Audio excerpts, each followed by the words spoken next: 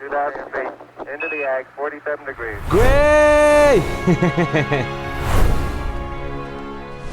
¿Qué hola amigos? ¿Cómo están? Bienvenidos a otro bonito capítulo de Historia para Tontos, su podcast en el que dos carnales platicamos de historia para hacerlo para ustedes un poquito más... Bélico por 3. Bélico por 4. Bélico por 4. Bélico por 4. E interesante. ¿Cómo están amigos? Nosotros estamos bastante emocionados porque nos estamos muriendo de risa con los comentarios que nos dejaron ustedes en el primer capítulo de la Primera Guerra Mundial. Segundo. No, pues yo estoy leyendo el del primer capítulo, en el que nos chingamos al Gerson. No, pero ya es el segundo, güey. ¿De este?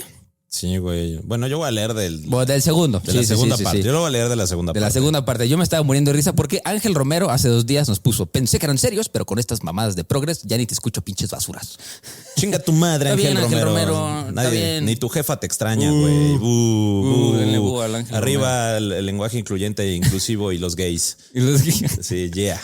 No, güey, pero es impresionante, güey. Tú dices, bueno, güey, la gente que nos sigue, pues, o sea, está todo de nuestro lado, güey. Todos son personas que ponen primero los datos antes que los sentimientos. Y porque eso es la historia, ¿no? O sea, nosotros les estamos contando los datos para que ustedes lo interpreten con su visión del mundo, ¿no? Pero si pues son racistas, huevos. Hay personas que El único racista aquí puede ser Iker. omiten cuando hace acentos, aparentemente. Amigo, solo por ser blanco automáticamente eres racista. Sí, solamente ya por abrir el hocico. Exacto. Pero ni modo. Mira, Pam Label dice: ¡qué barbaridad! ¡Qué capítulo tan orgásmico! Hasta me quitó el frío y eso que está empezando a nevar aquí en esta bonita ciudad de Bergen, en Noruega. ¡Ay, güey! Llevaba mucho tiempo esperándolo. ¡Qué satisfacción oírlos hoy! Gracias. Pues desde Pam, de Aquí México dice, hasta Noruega, te mandamos un beso. A ver, yo tengo uno. Hugo Enrique Tobar Navarro, 7573, dice: mis queridos historionómanos Iker y Teca, soy gran fan de la historia y por supuesto de su podcast. Me encanta la irreverencia y el humor con el que tratan el tema. Sigan así. Por cierto, qué cagado que el whitexican hable como prietxican y el prietxican hable como whitexican. Prietxican. Abrazo, perros. A la verga. Ok. Bueno, gracias por insultarnos en tu comentario. Y gracias por escucharnos. Te queremos, viejo. Yeah. Catherine dice: me encanta la historia y son los mejores contándola. No es tedioso y lo agradezco. Postdata: Iker habla lejos del micrófono y se escucha bajo. Postdata: la región de esta Carapá les manda saludos. Así voy a hablar. Cada vez que le habla a Catherine, le voy a hablar bien lejos. Ok. Tomás Guzmán dice: semanas con semanas pensando en qué comentar y solo se me ocurrió un fun fact a la verga. ¿Sabían que el Imperio Alemán financió el reingreso de Lenin al Imperio Ruso para desestabilizarlo y promover la Revolución Rusa de 1917? Le salió al pelo la jugada a los alemanes. Saludos desde Colombia, se les quiere un chingo. Besos donde lo quieran. Yo ya sé dónde lo quiero. Yo ya sé dónde lo quiero. Pero bueno, el último dice Pablo Garduño: ayer los vi / escuché en YouTube. Pablo es grande. Pablo es grande, increíble. Y ahorita acá. Y siendo la 1 de la mañana me dan un chingo de risa. Son unos chingones. Escucho y reescucho sus audios y nunca paro de reír. Postdata: son unos perros chingones. Fuerte abrazo desde Ixtapaluca. Mira, muchas gracias, Pablo. Te queremos de a montón. Oigan, y gracias a todos por compartirnos en sus Spotify Wraps. Sí. Muchas gracias a todos. Muchas gracias a toda la racita. De tanta gente que nos compartió. Un saludo a toda la racita que la sigue cotorreando, sobre todo si son de Ixtapaluca. ¿No? Un último que tengo. Va. Dice Alejandra Navarro: llegué a la mitad del capítulo y son súper duper interesante. Esperaba con ansia los capítulos de la Primera Guerra Mundial. Nunca fallan, muchachos. Mis tontos favoritos, los TQM, y que Carl Sagan me los cuide y los proteja. Claro, amén. claro. Por muchos capítulos más de Historia para Tontos, salud, porque traigo una chelita a la mano. Jejeje. El mejor podcast de la historia. Abrazos para los dos y gracias por enseñarme de la historia de una manera dinámica y súper divertida. Bien. Qué bonitos mensajes. Alejandra, qué bonitos mensajes. Te un queremos. besito consensuado. Pero Así bueno, es. ahora sí, nos quedamos en 1915. La última vez que les platicamos. Tranquilo, papi. Relájate. Bueno, tú me la estás metiendo toda y sin saliva, güey. Y sin saliva. Hay que meterla lento, güey. Este tema es bastante interesante. Va.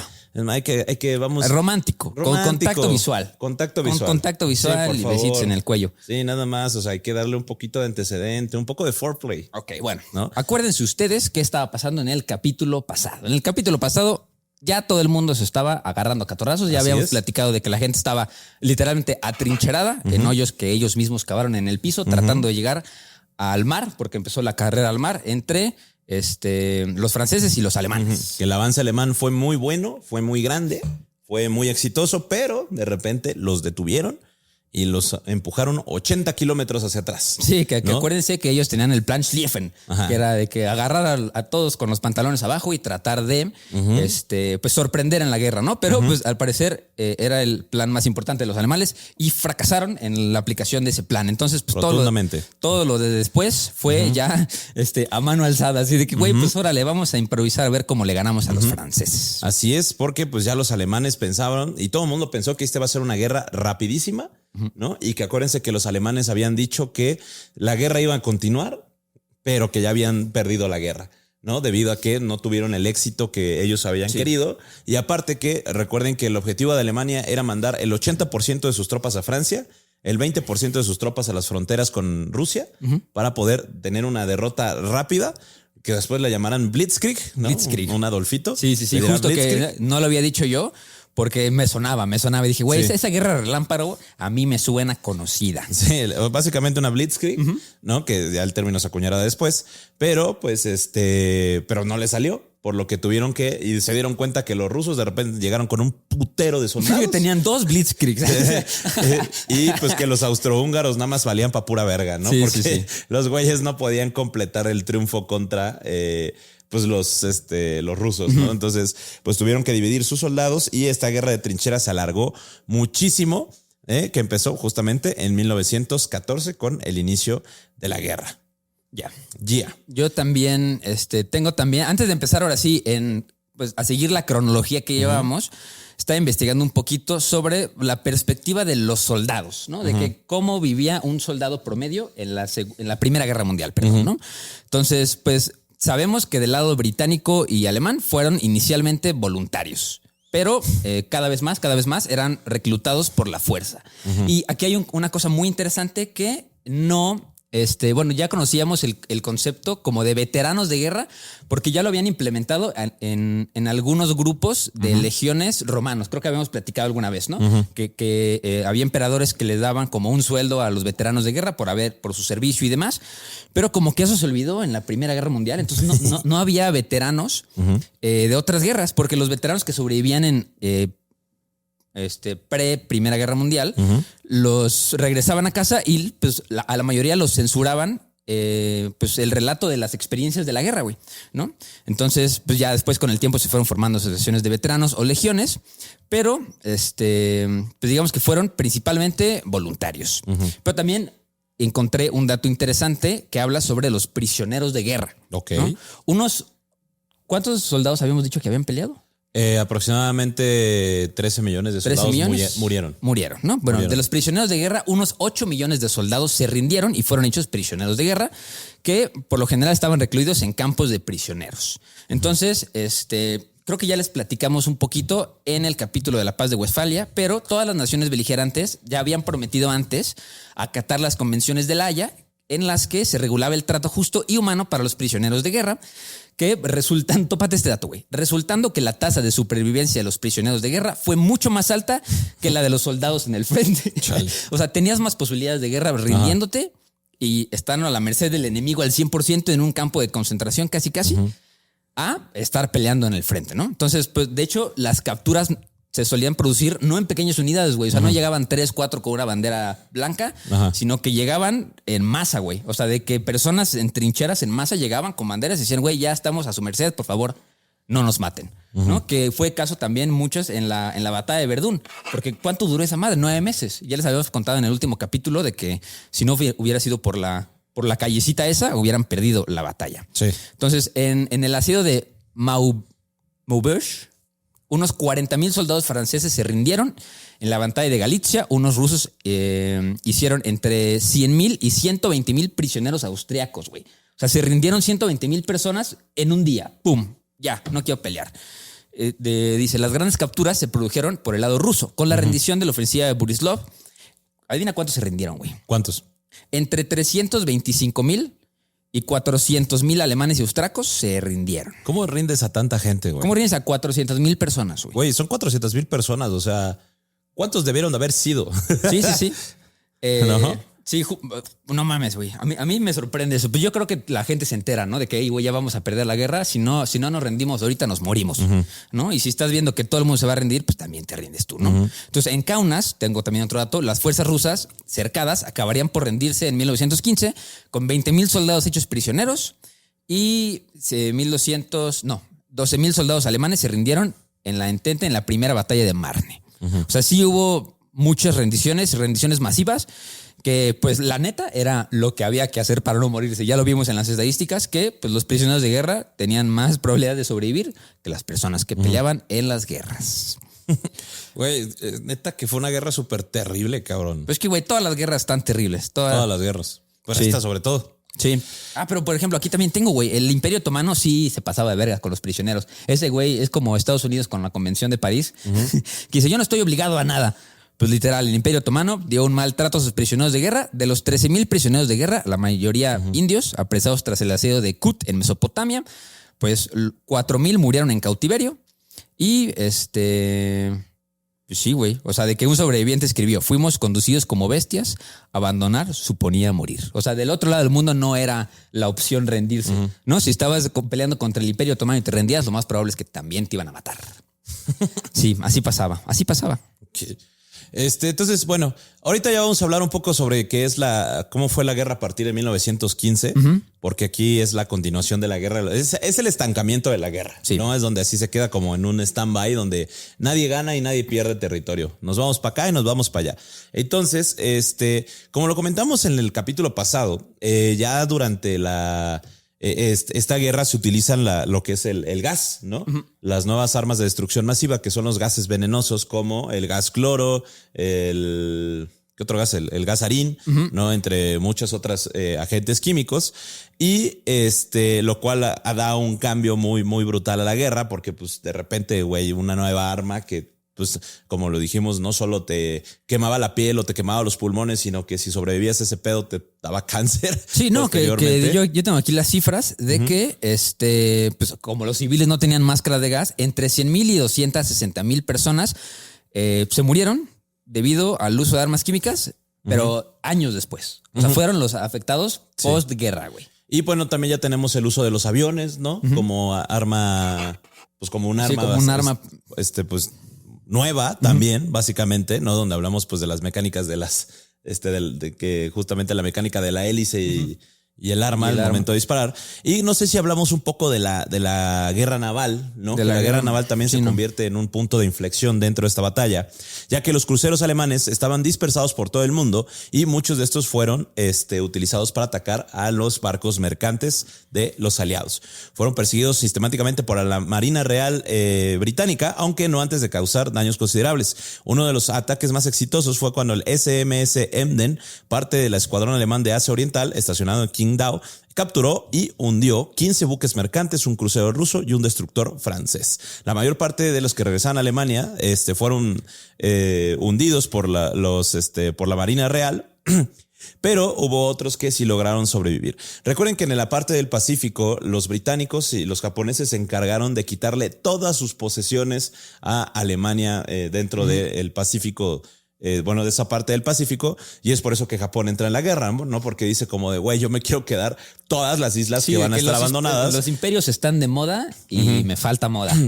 Entonces, pues, y la verdad, pues Alemania tenía un ejército muy poderoso en tierra, pero no tenía un ejército poderoso en el agua, ¿no? Esos eran de facto los británicos. Gran Bretaña inicia un bloqueo naval en Alemania que resultó muy eficaz para cortar los suministros vitales, aunque violaba el derecho internacional aceptado, porque en teoría se valía hundir barcos enemigos que fueran de guerra, pero no se valía hundir los barcos mercantes porque pues básicamente cubrían las necesidades básicas, no solo de los soldados, sino que también de los civiles también, de los ¿no? civiles. Justo ¿no? yo tengo aquí, desde el comienzo de la guerra, estaban alternando entre guerra submarina restringida, que es lo que dice Teca, de que pues nada más vamos a hundir barcos pues navales, ¿no? Que estén destinados para la guerra de nuestros enemigos, pero también llegaron a la guerra sin restricciones en el Atlántico, que eso ya es así, le dicen la guerra indiscriminada o la guerra submarina a ultranza, que es un tipo de guerra naval en la que los submarinos hunden sin previo aviso buques mercantes. No, y Gran Bretaña se encargó de minar todas las aguas de del Atlántico. O sea, llenó de minas marítimas, todos, lo que cerró las líneas de suministro de todo el océano Atlántico, e inclusive de barcos neutrales, como por ejemplo los estadounidenses, los mexicanos, ¿no? Los sudamericanos. O sea, ya ninguno podía pasar con el riesgo de toparte una mina y que te explota la verga. Tienes que toparte esta frase que va a la mano con lo que estás diciendo. Le pone esto lo dijo Walter Hinch Page. Lo escribió en el Washington. Dice, los submarinos están hundiendo barcos de carga a un ritmo más rápido del que se construyen en todo el mundo. De este modo, los alemanes están teniendo éxito. Si esto continúa ocurriendo el tiempo suficiente, los problemas de los aliados serán grandes. Por ejemplo, se han hundido últimamente tantos barcos cargados de combustible que este país puede estar muy pronto en una condición peligrosa. La gran flota no tiene ni tendrá suficiente combustible. Sí, güey, no mames. La batalla de Jutlandia, que fue en mayo, junio de 1916, fue el único enfrentamiento a gran escala entre acorazados durante la guerra y uno de los más grandes de la historia. El choque fue indeciso, aunque los alemanes infligieron más daños de los que recibieron, pero a partir de entonces la mayor parte de la flota alemana en alta mar quedó confinada en puerto, ¿no? Porque dijeron como a la verga, no podemos volver a tener una batalla así, que sería como una victoria pírrica. Si ustedes quieren saber cuántos barcos participaron, pues participaron 151 buques de combate del Reino Unido, que eran 28 acorazados, 9 cruceros de batalla, 8 cruceros blindados, 26 cruceros ligeros, 78 destructores, un minador y un portaaviones, contra 99 alemanes, que eran 16 acorazados, 5 cruceros de batalla, 6 acorazados Pre-Droghnog, no sé qué significa eso, 11 cruceros ligeros y 61 torpederos, que causó pues más de 6,000 muertos británicos y casi 3,000 muertos alemanes, con aproximadamente 113,000 toneladas de barcos hundidos, ¿no? O sea, y esta batalla fue como de que muy, muy, muy destructiva, que tanto los británicos como los alemanes dijeron como de increíble que no se repita, ¿no? Es que, güey, los que acabas de decir, los Dreadnought, ya, por ejemplo, los nuevos ya no tienen, o sea, ya no nada más es guerra submarina, ya es de que guerra submarina y guerra aérea, de que el submarino puede desplegar una ojiva nuclear. Ya los de ahorita, güey, los Dreadnoughts, que son usan exactamente el mismo scheme que en la Primera Guerra Mundial. Sí. Y bueno, pues fue una guerra bastante controversial, debido a que pues, se dice que durante esta batalla, por ejemplo, no estaba permitido tomar prisioneros, ¿no? O sea, sí fue como de, bueno, si se hundió tu barco, pues ni modo, bro. Sí, te ahogas. Aprende a nadar. Y pues bueno, fueron casi 10,000 soldados fallecidos de ambos efectivos o heridos, lo que lo hace pues una de las batallas más sangrientas de la Primera Guerra Mundial. Sí, de las batallas más sangrientas de la Primera Guerra Mundial, y ni siquiera veían los cuerpos. Exacto, güey. Nada más así aparecían aquí en el mar, no sé si esta batalla, güey, donde justamente se quedaron como 300, 400 personas como que flotando en el mar. Y cuando llegaron a rescatarlas ya nada más había como 30 porque se la comieron los tiburones. No mames. Pues es que es un festín celestial, güey. Sí, güey. Festín celestial. Literal, cada que así. Sí. Pero bueno, los submarinos alemanes intentaron cortar las líneas de suministro en América del Norte y Gran Bretaña, y la naturaleza de la guerra submarina significaba que los ataques a menudo se producían sin previo aviso, ya que a la tripulación de los buques mercantes tenían muy poca esperanza de supervivencia. Sí. Estados Unidos lanzó una protesta contra Alemania, por lo que Alemania cambió sus reglas de enfrentamiento. Pero después del hundimiento de Lusitania en 1915, Alemania prometió no atacar a los transatlánticos, mientras que Gran Bretaña armó sus buques mercantes, colocándolos fuera de la protección de las reglas de crucero, que básicamente es un derecho marítimo donde las presas son equipos, vehículos, buques y cargamentos capturados durante un conflicto armado, ¿no? Entonces, exigían que se les diera una advertencia y movimiento de la tripulación a un lugar seguro antes de que atacaran los barcos, una norma que los botes salvavidas no cumplían. A final de 1917, Alemania adoptó una política de guerra submarina sin restricciones. O sea, chinguen a su madre todos al darse cuenta que los estadounidenses eventualmente entrarían en la guerra. Y Alemania intentó estrangular las rutas marítimas aliadas antes de que Estados Unidos pudiera transportar un gran ejército al extranjero, pero después de los éxitos iniciales, finalmente no lo logró. No, sí fue como, güey, Estados Unidos lanzó tantos barcos hacia, ¿cómo se llama? Hacia Europa. Hacia Europa, que fue imposible hundirlos a todos. Sí. O sea, fue como, son muchos, güey. O sea, no podemos, y aparte después de las grandes derrotas de Alemania. Imagínate que eres un soldado americano y te dicen, oye, güey, vas a ir a la guerra en Europa, pero hay una ligera posibilidad de que no llegues a Europa. ¿No? Sí, la amenaza de los submarinos disminuyó en 1917 cuando los buques mercantes comenzaron a viajar en convoyes escoltados por destructores. Esta táctica dificultó a los submarinos encontrar objetivos, lo que redujo significativamente las pérdidas después de que se introdujera el hidrófono y las descargas de profundidad. El hidrófono es un micrófono diseñado para usarse bajo el agua para grabar o escuchar sonidos bajo el agua. La mayoría de los hidrófonos contienen un transductor piezoeléctrico que genera un potencial eléctrico, lo cual se somete a un cambio de presión como una onda sonora. Sí, bueno, es un sonar pasivo, como es un le dicen sonar por ahí, ¿no? Y la carga de profundidad es un arma de guerra antisubmarina diseñada para destruir submarinos detonados en el agua cerca del objetivo y sometiéndolo a un choque hidráulico destructivo. No sé si han visto en las películas cuando dicen como, no, nos ataca un submarino y de repente sueltan como unas bombitas que explotan abajo del agua. Sí, sí, sí. Esos son las cargas de profundidad. Ya. Y estas madres, pues fue un invento nuevo que se inventó durante la Primera Guerra Mundial para atacar a los submarinos alemanes y los submarinos alemanes que antes eran el terror, pues ya de repente dejaron de servir. Los destructores podrían potencialmente atacar con éxito un submarino sumergido. Los convoyes ralentizaron el flujo de suministros ya que los barcos tenían que esperar mientras se reunían los convoyes, pero la solución fue un amplio programa de construcción de nuevos cargueros. Es decir, si nos están destruyendo 5 barcos, entonces vamos a producir 20. Sí.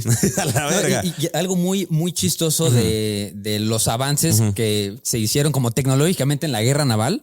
Pues aquí dice que con el fin de la guerra, los avances y soluciones de ambos bandos, güey, quedaron olvidados, güey. La gente nunca le dio un uso al radar, o sea, ¿sabes? Hasta la Segunda Guerra Mundial, que la gente dijo, oye, güey, ¿te acuerdas que estábamos haciendo radares, güey? Para detectar cosas submarinas. Que de hecho, de ahí salió la idea de hacer el microondas. 1945, un radar salió, ya cuando llegaremos les contaremos la idea de de dónde salió los microondas. Pero bueno.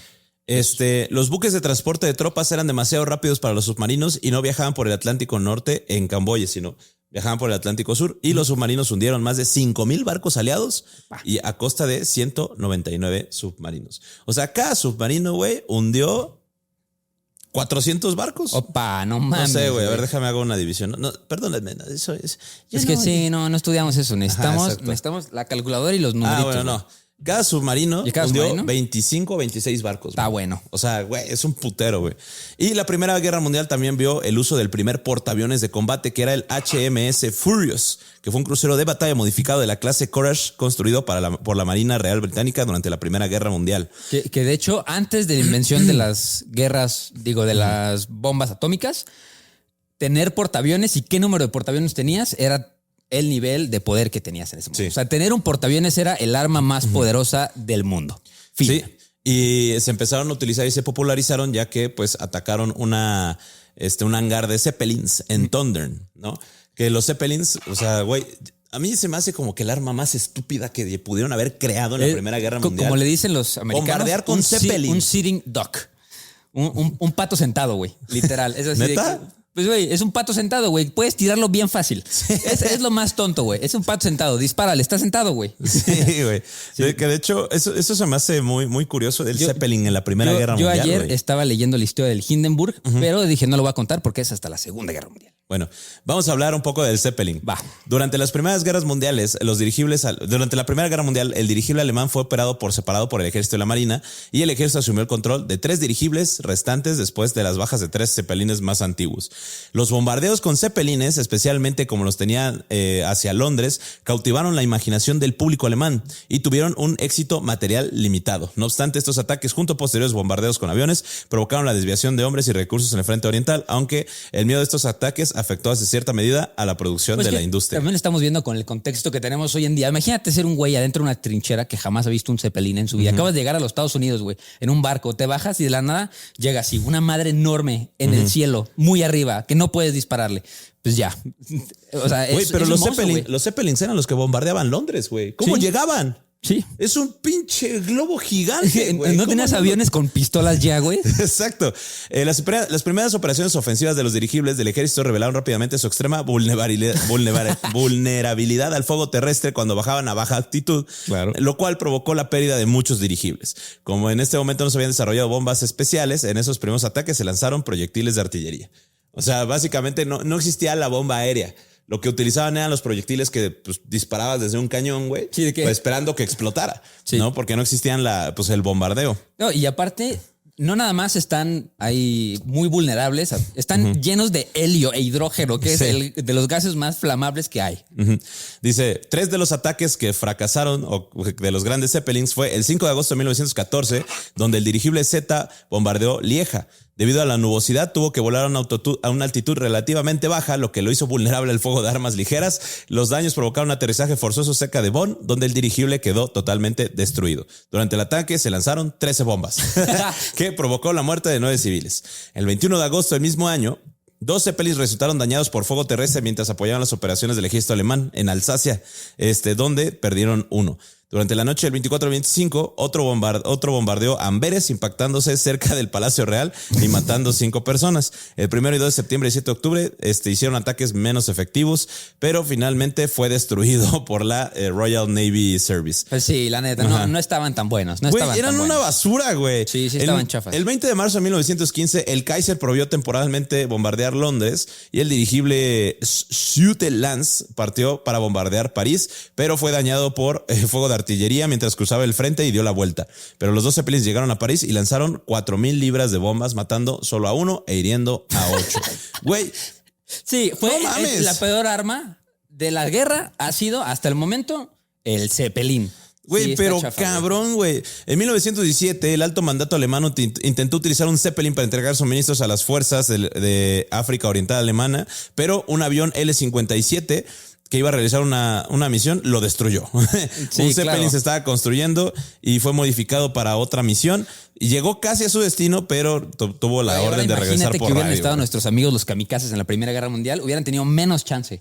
No de mames, vivir. güey. Neta, ¿qué basura era el Zeppelin, güey? Sí, bastante Y si, chafa. ¿jugaste Battlefield 1, güey? Sí. La misión del Zeppelin. Que que está se ve bien verguísima, verga. está verguísima, Esa sí. misión está verguísima, pero realmente eran una bomba aérea andante, donde los principales víctimas eran los que lo conducían, güey. O Sí, sea, sí, el piloto es el que más peligro tiene. exacto, güey. Yo, bueno, si quieres terminar con el Zeppelino.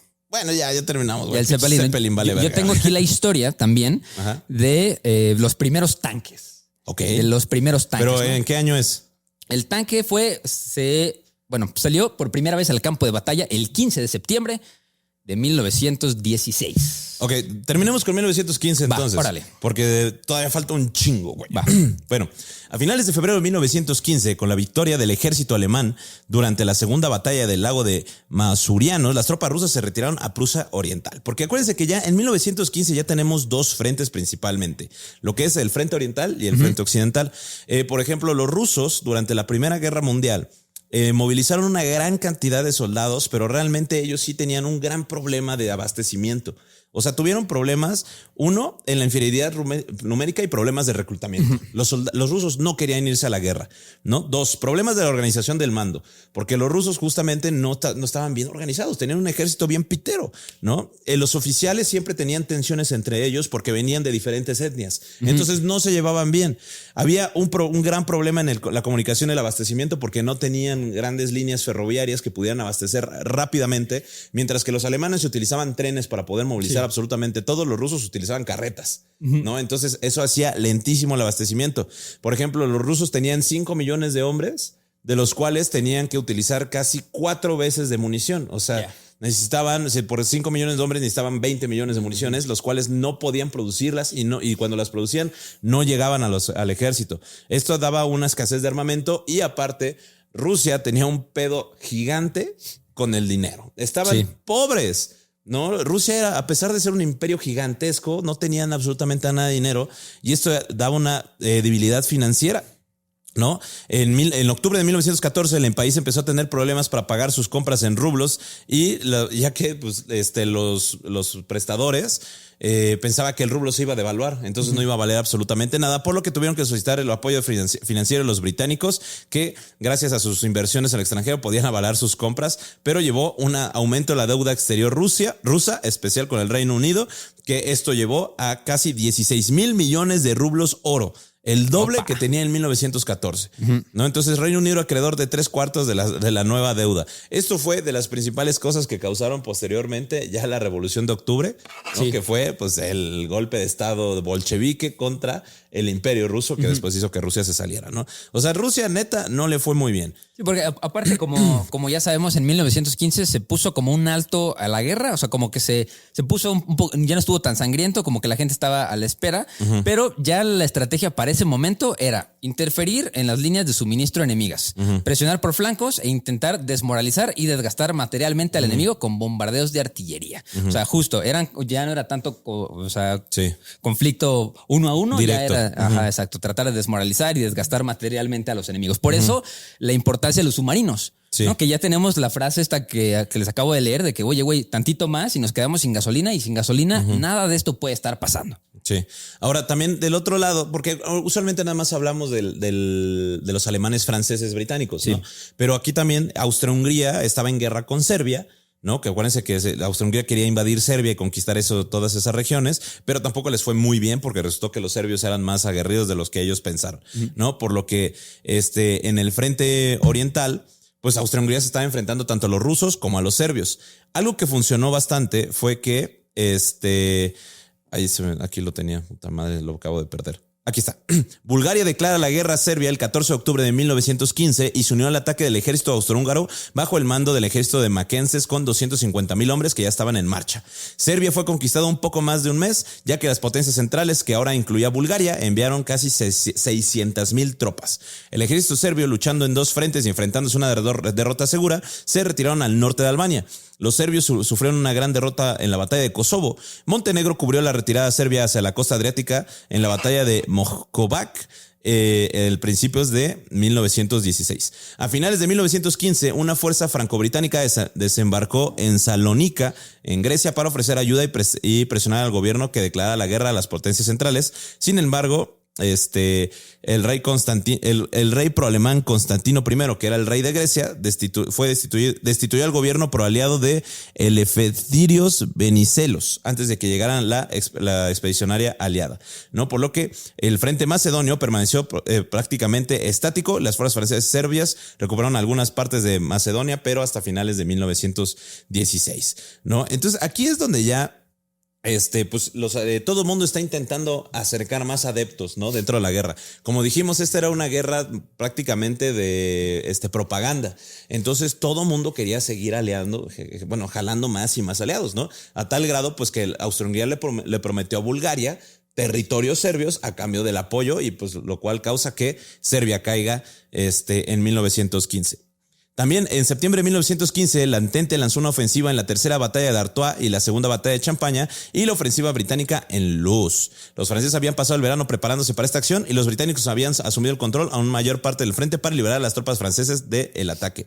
El bombardeo había sido cuidadosamente dirigido mediante la fotografía aérea, que comenzó el 22 de septiembre. ¿No? Finalmente, en lugar de retirarse, los alemanes adoptaron un nuevo esquema de defensa en profundidad que consistía en una serie de zonas y posiciones defensivas con una profundidad de hasta 8 kilómetros. A la verga. Esta defensa de profundidad, también conocida como la defensa elástica, es una estrategia militar que busca retrasar en lugar de prevenir el avance de un atacante, ganando tiempo y causando bajas al ceder espacio. En lugar de derrotar a un atacante en una sola línea defensiva fuerte, la defensa de profundidad se basa en las tendencias de ataque para perder impulso con el tiempo o cubrir un área más grande. Eso lo hablaremos después en la Segunda Guerra Mundial, pero eso hizo Rusia, la Unión Soviética, güey, cuando lo invadieron los alemanes. O sea, ¿qué significa? Que hagan de cuenta que estaban empujando los franceses y los británicos y no es de profundidad hacia adentro, sino es hacia para acá. Sí. Entonces hagan de cuenta que lo que hacen es establecer pequeñas líneas de defensa para que en vez de retirarse en putiza, vayan causando pequeñas bajas conforme van avanzando, ¿no? Exacto, porque, o sea, sigues defendiendo y ya no puedes defender aquí, te pasas a la siguiente trinchera, que es un poquito más atrás, ¿no? Y sigues defendiendo, ¿no? No es retroceder los 8 kilómetros que tenés que retroceder, ¿no? El 25 de septiembre los británicos empezaron la batalla de Luz, parte de la tercera batalla de Artois, que tenía como objetivo completar el ataque más amplio de Champaña. El ataque fue presidido por un bombardeo de artillería 4 días después, con 250,000 proyectiles y 5,100 cilindros de gas cloro. El ataque involucró 2 cuerpos de asalto principal. 5,000 cilindros de gas gas cloro, güey. El ataque involucró 2 cuerpos de asalto principales y 2 cuerpos para que realizaran ataques en dirección a Ypres, y los británicos sufrieron grandes pérdidas, especialmente debido al fuego de ametralladora durante el ataque, ya que solo obtuvieron ganancias limitadas antes de quedarse sin proyectiles. O sea, la guerra de profundidad fue un éxito, güey, totalmente. Sí. Sí, mira, yo tengo justo, estamos ahorita terminando 1915, ¿no? Sí. Que yo daría unos 6 puntos importantes. Si queremos que se nos quede qué pasó en 1915, pasa el 18 de febrero, inicia la guerra de los submarinos. Ya se la platicamos. El 20 de abril inicia la segunda batalla de Ypres, Bélgica, donde Alemania empleó por primera vez los gases tóxicos, de los que los platica Teca, ¿no? Después, el 26 de abril, poquito después, 6 días después, se da el Tratado de Londres entre Italia y Reino Unido, que pues más o menos lo que era pues Italia se unía a la Triple Entente, ¿no? Durante la Primera Guerra Mundial, y pues acuérdense que este tratado marcó un momento crucial en el conflicto, pues al asegurar la entrada de Italia en la guerra del lado de los aliados, porque ya también se estaban peleando a Italia. También tenemos y justo el 23 de mayo, un mes después, Italia le declara la guerra a Austria-Hungría, para que el 6 de septiembre Bulgaria pacta con Alemania la entrada a la guerra, y el 14 de octubre de 1915 Bulgaria le declara la guerra a Serbia y obtiene Macedonia. Esos yo creo que son las cosas más importantes que pasaron en 1915. Porque creo que ya también platicamos de 1916 en el capítulo pasado, la batalla de Verdún, ¿no? Sí. Creo que ya les platicamos un poquito que de hecho sobre la no sé batalla si de Verdún. no hablamos de la batalla de Galípoli, ¿verdad? De la de Galípoli creo que no. Todavía Esa no. fue en 1915, ¿no? Todavía, ajá. Que fue del 19 de febrero de 1915 al 9 de enero de 1916. Y es que no hemos hablado de cómo entra el Imperio Otomano, güey. Porque Cierto. Rápidamente, los otomanos amenazaron el territorio caucásico de Rusia y las comunicaciones de Gran Bretaña con la India a través del Canal de Suez. Y el Imperio Otomano aprovechó las preocupaciones de las potencias europeas por la guerra y llevó a cabo una limpieza étnica a gran escala en las poblaciones cristianas de Armenia, griega y asirio, que se dio el genocidio armenio, el genocidio griego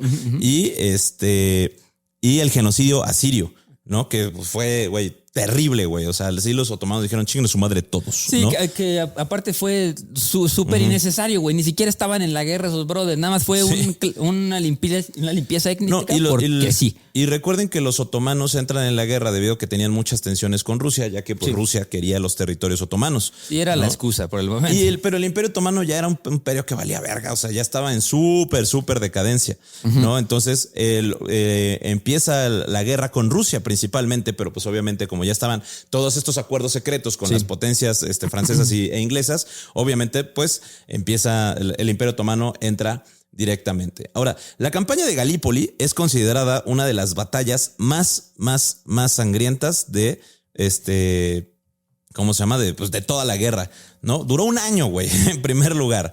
Y aquí es donde les digo que el dato curioso es que aquí en la batalla de Galípoli es donde se da la participación de los australianos y los neozelandeses. Sí. Que pobrecitos nada más fueron a morir, ¿no? Sí, para ellos celebran el Anzac Day. Y el Anzac Day es el día que usan ellos como para recordar las bajas en las guerras de sus veteranos y demás, pero más con énfasis en la Primera Guerra Mundial, porque ahí sí se los apearon a los güeyes. Sí, pobrecitos, pero son golpeadores los australianos, ¿eh? ¿Sí? Dicen. Los británicos y franceses abrieron el frente en ultramar con las campañas de Galípoli de 1915 y la de Mesopotamia de 1914. En Galípoli, el Imperio Otomano repelió con éxito los cuerpos del ejército británico, francés, australiano y neozelandés, que eran los Anzac. Y en Mesopotamia, por el contrario, después de la derrota de los británicos en el asedio de Kut por los otomanos, que fue el asedio del sur de Bagdad, las fuerzas imperiales británicas se organizaron y capturaron posteriormente Bagdad, pero hasta 1917. El canal de Suez fue defendido de ataques otomanos de 1915 y 1916 y una fuerza alemana y otomana fue derrotada en la batalla de Romaní en 1916. Ahora, la batalla de Galípoli, hagan de cuenta que es una isla así chiquita. También se le conoce como la batalla de los Dardanelos, ¿no? Donde inició en febrero de 1915 con un bombardeo masivo de buques de guerra británicos y franceses contra los fuertes otomanos que defendían el estrecho, y fracasó debido a la presencia de minas en el mar colocadas por los turcos. Este fracaso promovió entre los mandos y gobierno la necesidad de una operación combinada y un desembarco obligado entre franceses y británicos, el fin de conquistar Estambul o antes Constantinopla, ¿no? El control de los estrechos permitiría a Francia y Reino Unido revitalizar al imperio ruso y encerrar a los imperios centrales, y los rusos necesitaban urgentemente armamento para enfrentarse a los imperios centrales, ya que el imperio alemán y el imperio austrohúngaro les estaban dando una reatiza. Sí, que de hecho, para las personas que les gustan mucho los términos de la guerra y demás, estos desembarcos se les llama cabezas de playa o cabecera de playa. Es como este término militar que se usa para describir cuando se crea la línea esta en la playa, cuando un grupo de unidades armadas alcanzan la costa y comienzan a defender el área hasta que se produce la llegada de un número suficiente de refuerzos. O sea, digamos que agarran la playa como su fuente ofensivo. Sí. Hazte cuenta, ¿no? Y así se llama, cabeza de playa. Los franceses y los ingleses hicieron una cabeza de playa en Galípoli. Y bueno, finalmente, para no hacer una narrativa completa de la batalla de Galípoli, al inicio se enfrentaron 5 divisiones de los aliados británicos franceses, ¿no? Y 6 divisiones de los austrohúngaros y alemanes, para finalizar con 14 divisiones y 16 divisiones. O sea, casi 1 millón de soldados peleando al mismo tiempo, de los cuales tuvieron 252,000 bajas los franceses y los británicos y 253,000 bajas los otomanos. O sea, nadie ganó. Nadie ganó. O sea, en teoría ganaron los británicos y los franceses. Sí. Pero les costó pues, güey, Ajá. No, medio millón de personas. Mentira, a la verga. No, te engaño. Fue una victoria decisiva otomana, impidiendo el enlace por los estrechos de los aliados y los occidentales. Las consecuencias de esta batalla fue que aquí tengo. Los historiadores no concuerdan sobre el resultado de la campaña. Algunos la describen como una lucha reñida que concluyó con la derrota aliada, pero otros piensan que fue un empate. Lo que sí es que se frustró justamente el objetivo de los aliados de conectar los franceses y los británicos con los rusos. Los aliados estaban mejor en situación para reponer las pérdidas que los otomanos, pero no pudieron alcanzar el objetivo original de atravesar los Dardanelos. La campaña aliada tuvo pocos objetivos claros, fue mal planeada, careció de la necesidad de artillería, tuvo muchas pérdidas, mapas incorrectos y muy mala información debido a la soberbia de los capitanes. La geografía también tuvo una gran influencia en la campaña, ya que los aliados, como no tenían buenos mapas, no podían aprovechar el terreno a su favor, mientras que los otomanos sí lo hicieron. Básicamente estaban subiendo montañas, güey. O sea, todos los Dardanelos son montañas y son cerros, güey. Entonces, obviamente, les iba a ir de la verga y todos, o sea, a pesar de que bombardearon todos los fuertes, güey, pues nada más se tenían que salir tantito de los fuertes y volver a entrar a ellos, güey. Ya no había pedo. Sí, porque los otros estaban peleando en la playa. O sea, de hecho, tengo un dato aquí que dice que hasta el desembarco de Normandía en 1944, debido al enorme número de bajas, se generó entre los mandos del ejército británico una enorme reticencia a desembarcar en playas controladas por el enemigo, a veces conocida como el síndrome de Galípoli. Órale. O sea, de que la gente decía, güey, ya le dio el síndrome de Galípoli este pendejón, ya quiere ir a matar a 500,000 de personas. Sí. Las actividades submarinas británicas y francesas en el mar fue uno de los aspectos más exitosos de la campaña, ya que impidieron al enemigo utilizar el mar como medio de abastecimiento de la península. Pero pues llegaban en carretas, básicamente. Esta batalla causó la destitución de decenas de generales, güey, y de grandes capitanes, debido a que pues perdieron casi todas sus tropas. O sea, divisiones completas se murieron. Y la campaña aliada sí puso una amenaza constante al tráfico marítimo otomano e infligió grandes pérdidas en la marina enemiga, y desbaratando los intentos de seguir teniendo un poder dentro de. Pero perdieron más de lo que llegaron a ganar, ¿no? Yo tengo también aquí un dato muy interesante, que para Australia, Galípoli marcó el nacimiento de su unificación como nación. O sea, cuentan las historias de que pues, los soldados australianos fueron ahí como representantes de 6 estados separados y regresaron como miembros de una sola nación. Los que regresaron, sí les pusieron en su madre, güey. Sí, aquí tengo los países que participaron, que fue Reino Unido con 34,000 muertos, 78,000 heridos, Francia con 9,000 muertos y 17,000 heridos aproximadamente, ¿no? Con un número indeterminado de desaparecidos, Australia con casi 9,000 muertos y 20,000 heridos, Nueva Zelanda con 3,000 muertos y 5,000 heridos, la India con 1,500 muertos y 3,500 heridos, y Terranova. ¿Saben cuál es Terranova? Canadá. Está en Canadá, güey. O sea, es un territorio de Canadá que mandó como 200 soldados, de los cuales 50 fueron muertos y tuvo 93 heridos, ¿no? Literal, güey. Pobres güeyes, güey. Sí, güey, no, les fue muy mal. Entonces, pues hagan de cuenta que ya las campañas de 1916 fue básicamente, de 1915 fue básicamente esto, y esto fue como el intermedio, o sea, fue como de, esto es lo más tranquilo que existió durante la guerra. Sí. Porque sí, posteriormente... En ese año. Fue año. lo potente de ese año, de Sí. 1915. Fue el Pero tren. porque luego llega en 1916, cuál es la continuación de la guerra de las trincheras. Sí. ¿No? Cuando fue como de, ok, vamos a empezar a darnos de zapes de verdad. Ya, de verdad. Porque de hecho la guerra de las trincheras, pues empezó desde que empezó la guerra y pues acuérdense que duró muchísimo tiempo. O sea, la guerra de las trincheras era personas que pasaban 9 meses en una trinchera esperando a que algo pasara, ¿no? Y en esos 9 meses, pues pasó 1915, casi fue un año Sí. en lo que pasaron otras cosas. Y en 1916 otra vez volvieron a aprender a los soldados de las trincheras y le dijeron, oigan, pues ya creo que sí tenemos que agarrarlos a catorrazos de verdad. De verdad. No, y aquí en 1916 ya empiezan las 2 batallas más sangrientas de la Primera Guerra Mundial. O sea, si la de Galípoli ustedes piensan que fue sangrienta, estas vienen las 2, que son la del Verdún y la de Somme, que inclusive la mencionan en Peaky Blinders, ¿no? Peaky Blinders. Fucking Peaky Blinders. Fucking Peaky Blinders, ¿no? Ya que se creían que ya no era posible seguir abriéndose paso en territorio enemigo, así que se concentraron en forzar una derrota francesa infligiendo bajas masivas. El objetivo de Alemania era infligiendo bajas masivas. Eso se dice, vamos a matarlos a todos.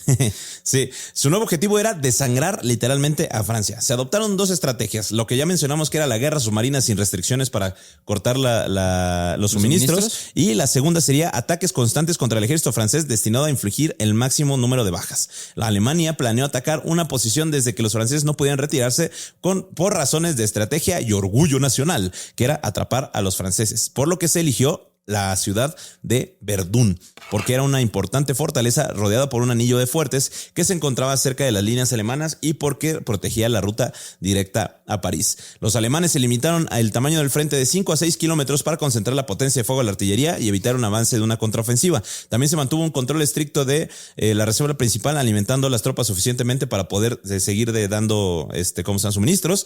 Y en preparación para el ataque, los alemanes habían acumulado una concentración de aviones cerca de la fortaleza, donde barrieron el espacio aéreo de aviones franceses, lo que permitió que los aviones de observación de artillería y los bombarderos alemanes operaran sin interferencias.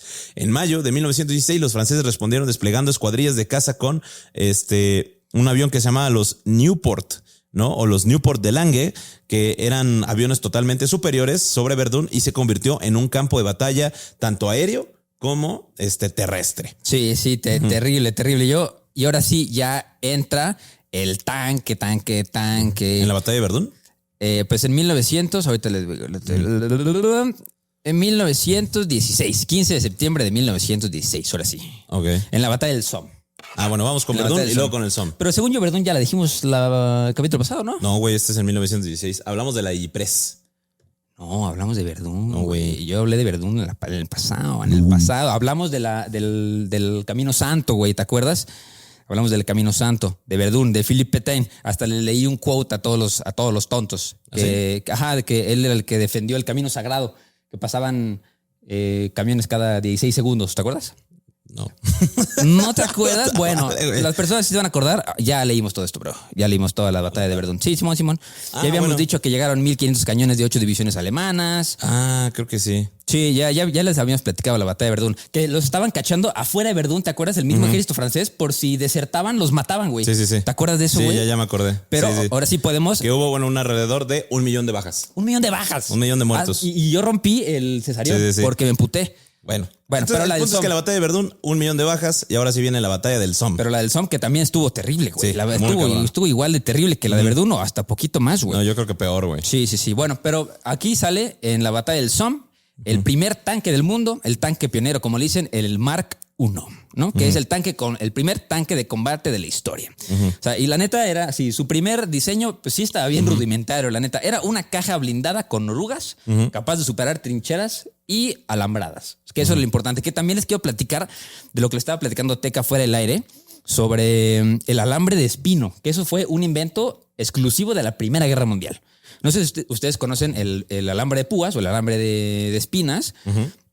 Bueno, que son diferentes, ¿no? Sí, el de púas y el de espinas es diferente. El de púas está simplemente diseñado para que mantener a la gente alejada de ciertos lugares, ¿no? Pues lo ponen luego la gente arriba de sus bardas y demás, en vez de poner pinches boings y manzanitas rotas. Ajá.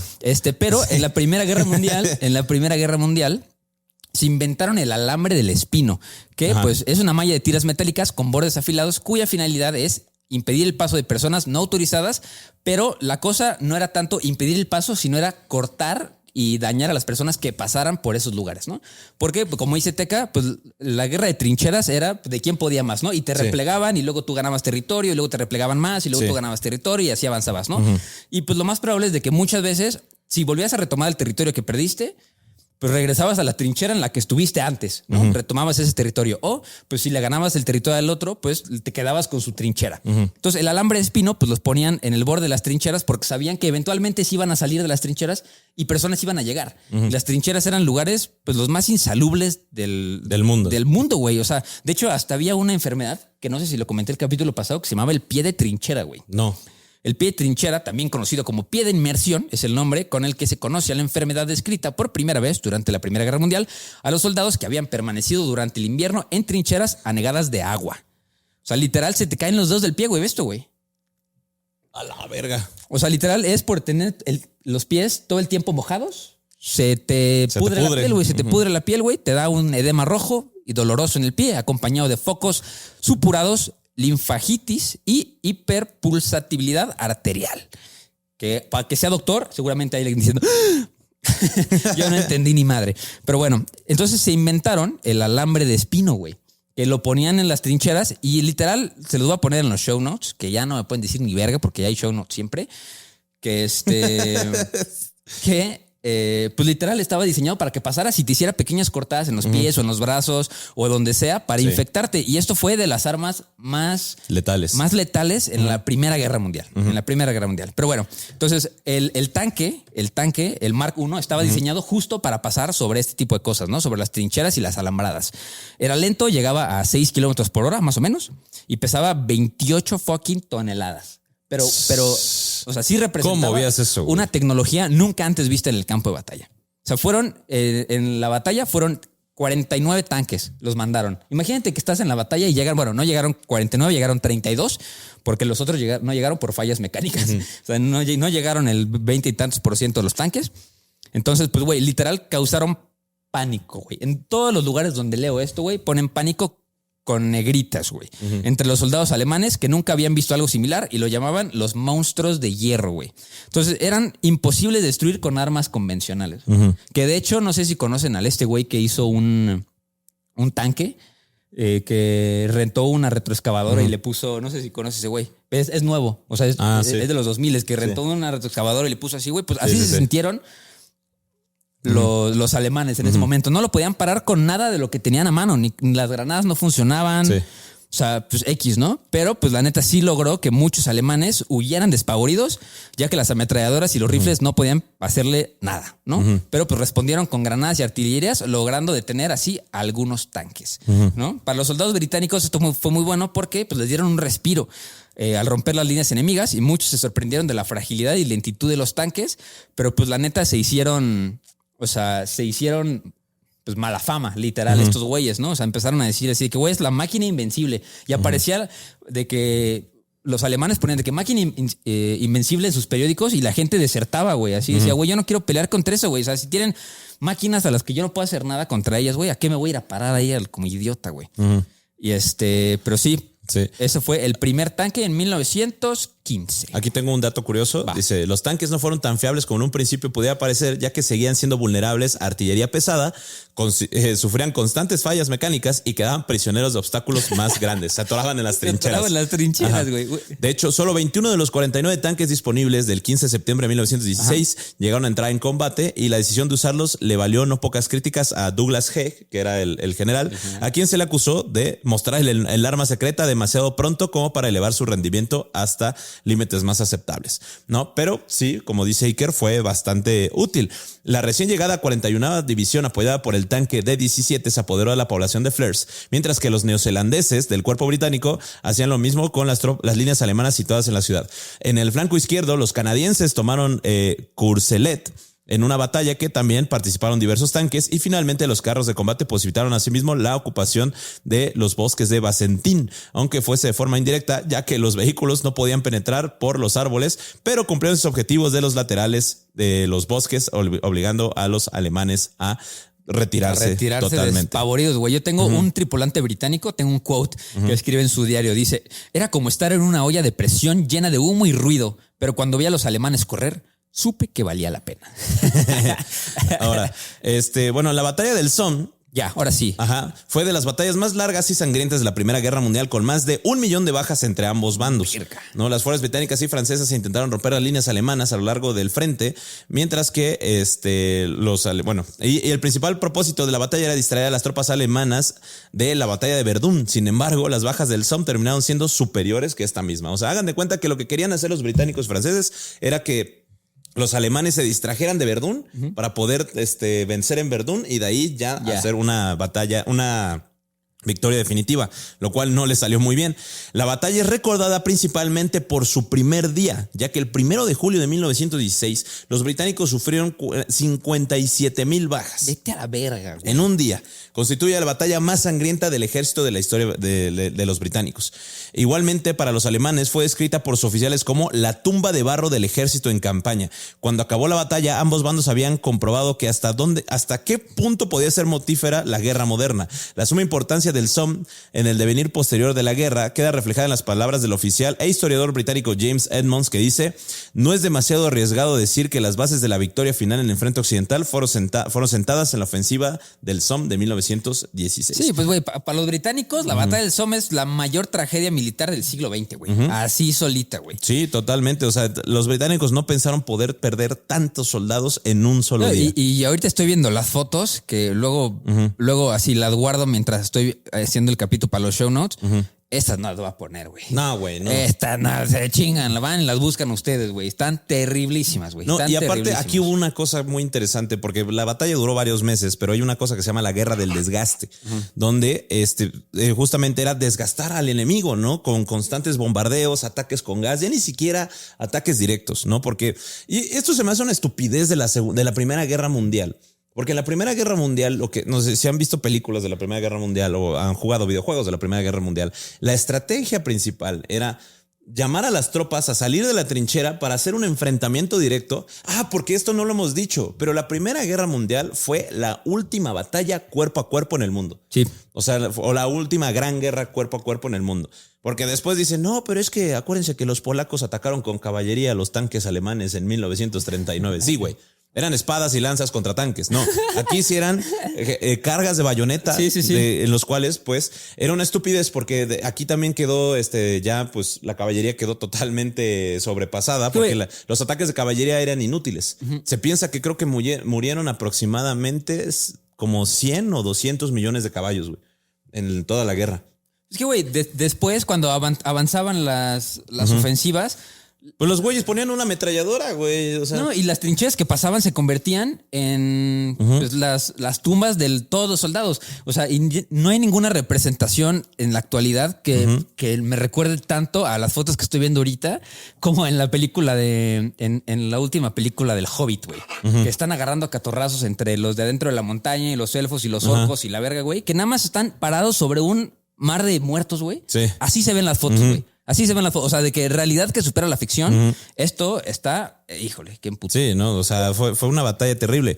Las fuerzas de combate fueron 13 divisiones británicas, 11 francesas, 50, y bueno, hasta el final fueron 51 divisiones británicas y 48 francesas, y los alemanes tenían 50 divisiones, por los cuales los británicos y los franceses utilizaron 2 millones de soldados y los alemanes 1 millón de soldados. Las bajas fueron 456,000 británicos y de la Commonwealth, es decir, neozelandeses, australianos, indios, canadienses, etcétera. 256,000 muertos de británicos de la Commonwealth, 204,000 franceses fallecidos, en total 623,000 bajas, mientras que los alemanes sufrieron entre 434,000 y 500,000 muertos, más 146,000 desaparecidos. Y de los británicos, más 184,000 desaparecidos, güey. Y también perdieron 100 tanques y 782 aviones. Sí. A la verga. Sí. No, las bajas fueron terribles, güey.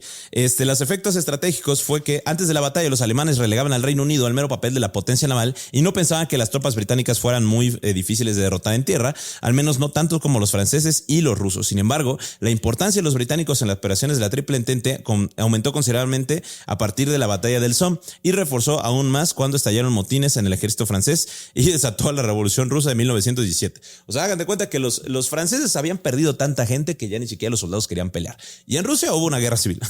Güey, es que Teca nos acaba de contar de la guerra del desgaste, güey, pero no dijiste que era agosto y septiembre, güey. Sí, o sea, desde agosto a septiembre güey, fue la imagínate guerra.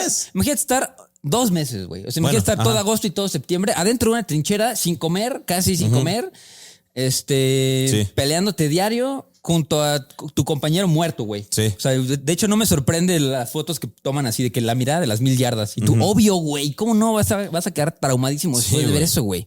Sí, no. Oye, ya llevamos un ratote, ya vamos a acabar. Ya. La batalla del Somme dañó al ejército alemán sin reparo posible, a partir que entonces se mostraría incapaz de reemplazar sus bajas con soldados de la misma calidad que había defendido su terreno tenazmente durante la mayor parte de los enfrentamientos. Hacia el final de la batalla, el ejército alemán y el británico se habían reducido hasta llegar a ser lo mismo, milicias. Es decir, güey, se quedaron sin soldados. Qué cabrón, güey. O sea, tanto los británicos como los alemanes se quedaron sin soldados, güey. Estaban reclutando a Iker, güey. Reclutaron a Iker. Toma, güey. Toma un fusil y vete a la guerra, güey. Ya no había soldados. Es que, güey, ya, si se van a morir 500,000 de personas, pues ya eres una estadística, güey. Eres un número más, güey. Eres uno de 500,000 de personas. Sí, güey. Los soldados alemanes comprendieron que sus tropas no podían soportar nuevas batallas de desgaste como la del Somme, por lo que el 24 de febrero de 1917 los alemanes llevaron una retirada estratégica a la línea de Hindenburg, que era la línea de las trincheras, ¿no? El terreno obtenido de la Entente tras esta maniobra fue mucho mayor de lo que consiguieron durante toda la batalla y desde luego el coste de vidas fue mucho menor. Cualquier efecto estratégico resultante de la batalla del Somme no pudo oscurecer el hecho de que fue una de las mayores carnicerías de la Primera Guerra Mundial y esto lo refleja el oficial alemán Friedrich Steinberger, que definió la batalla como Somme. Toda la historia del mundo no podría contener una palabra más horrorosa. Imagínense. Pues bueno. Güey, tópate esto, güey. El 1 de junio del 2006, el Chicago Tribune informó que en la batalla del Somme, 386 soldados británicos habían sido fusilados tras ser acusados de cobardía durante la batalla, güey. O sea, güey, así de huevos. ¿No quieres salir a pelear? ¡Pum! ¿Quién más no quiere salir a pelear? ¿Qué? ¿De qué estás hablando, güey? Y bueno, de hecho, justo hay un libro que se llama Slaughterhouse 5, que es la recomendación del día de hoy, que está muy bueno, que es de los primeros libros que habla sobre el trastorno por estrés postraumático, que habla de las personas que se quedaban suspendidas en el tiempo, en las trincheras, ¿no? El protagonista se quedó suspendido en el tiempo y habla como, o sea, estar suspendido en el tiempo es como el trastorno por estrés postraumático. O sea, las personas se disociaban tanto que ya no podían continuar con su vida, güey. Estaban así, suspendidos en el tiempo con la mirada de Millaltar sin poder hacer nada, güey. Sí, no mames. Terrible. Pero bueno, amigos... Oh, no mames, todavía nos falta un chingo. Hasta aquí el capítulo del día de hoy, porque los siguientes capítulos se vienen también bastante buenos, porque falta pues 1917 y 1918, ¿no? Que 1917, spoilercito, pues se rompen las relaciones diplomáticas entre Alemania y Estados Unidos y, sorpresa, llegaron los del otro lado del charco. Llega la Revolución Rusa y pues ya, 1918 todavía falta. Todavía falta.